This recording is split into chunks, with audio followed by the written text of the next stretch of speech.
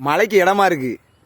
கரெக்டாக அந்த நேரத்தில் வந்து நம்ம வயலுக்குள்ள ஒரு மயில் அருமையாக ஒரு 4-5 மயில் இருந்து அப்படி விளையாடும் போது அதை பார்க்கும்போது அப்படி ஒரு அழகாக இருக்குது. இது ஒரு மணி நேரமாகவே இப்படி விளையாண்டுக்கிட்டு தான் இருக்குது. ஒரு மயில் ஆனால் அங்கே போயிட்டாவ, அதை பார்த்தா உங்களுக்கு தெரியும். நம்ம செட்டுக்கிட்ட போகிறாவ அங்கே பாருங்களேன். அது இந்த இப்போ ஆண் மயில் இவ்வளோ நேரமாக தோகையை விரித்து தான் ஆடிக்கிட்டு இருந்தது. இப்போ தான் அது தலையை கீழே போட்டிருக்கு தோகை. ஆனால் ஒன்று பறக்க பாருங்க, பறந்து போயிட்டாது. இந்த ரெண்டு விளையாடுதாவ. இது 2 பேரும் சோடி மயில் போலவிய.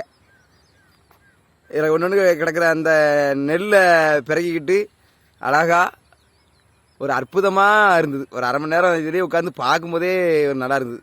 சரி, நீங்களும் இதை ரசிச்சுக்கிடுங்கிறதுக்காக தான் உங்களுக்கு எடுத்து இந்த வீடியோ எடுத்து அனுப்புகிறேன். மழைக்கு இடமா இருக்குது, உங்களுக்கு வானத்தை பார்த்தா தெரியும். மழைக்கு இடமா இருக்குது. ஒரு தென்னல் அடித்தா மழை கீழே விழுந்துடும்.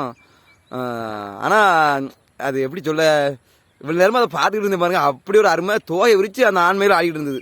பக்கத்தில் நிற்கிறது பெண் மயில்.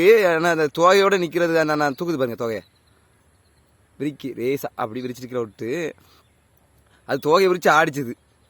அப்படி பார்க்கும்போது அப்படி ஒரு அருமையாக இருந்தது. அது தோகையை விரித்து ஆடும்போது செல்லை கையில் எடுத்தால் அது தோகை கீழே போட்டு சோடியை கூப்பிடுதாவ சவுண்டு கேக்கா. அது ஒரு அற்புதமான ஒரு சூழல் இது. நீங்களும் பார்த்து ரசிச்சுக்கிடுங்க. நம்ம தோட்டம் தான் இது. இங்கே எருமாடு கிடக்கு, பக்கத்து கிணத்துக்காரங்க இது.